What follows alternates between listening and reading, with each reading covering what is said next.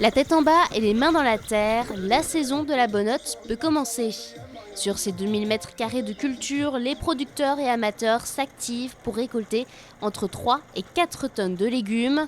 Typique de l'île de Noirmoutier, cette pomme de terre primeur est la première de l'année à être récoltée après 90 jours passés sous terre. Alors la Bonnotte, c'est notre variété emblématique à Noirmoutier et c'est la variété que l'on faisait jusque dans les années 60, donc que nos grands-parents, nos arrière-grands-parents cultivaient chez eux. Elle ne représente que 2% de notre production annuelle, environ 150 tonnes tous les ans, et on cultive environ 10 000 tonnes de pommes de terre par an à Noirmoutier. Mais attention à ne pas la confondre avec n'importe quelle autre pomme de terre. Si la Bonnotte est plantée à la main comme les autres variétés, sa plantation se fait dans la terre sablonneuse avec un ingrédient en plus, une algue, le goémon. Avant de la planter, on rajoute du goémon sur la parcelle qu'on va chercher sur la plage. Et après, on la ramasse à la main. C'est un peu plus dur à ramasser parce que c'est de la pomme de terre qui reste attachée aux feuilles.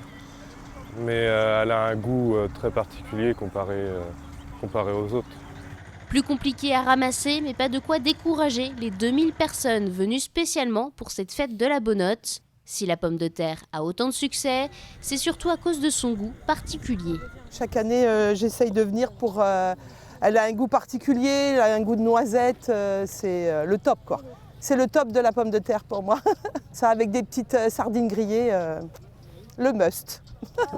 Certains sont même venus de loin pour participer à la récolte, comme ce producteur de pommes de terre, basé dans le Finistère, en Bretagne.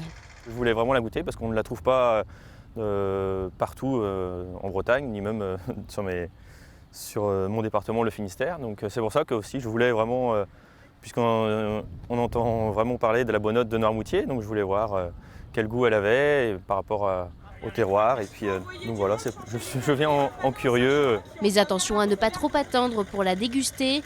Elle se mange tout de suite après la récolte, qui se poursuivra jusqu'au 18 mai sur l'île de Noirmoutier.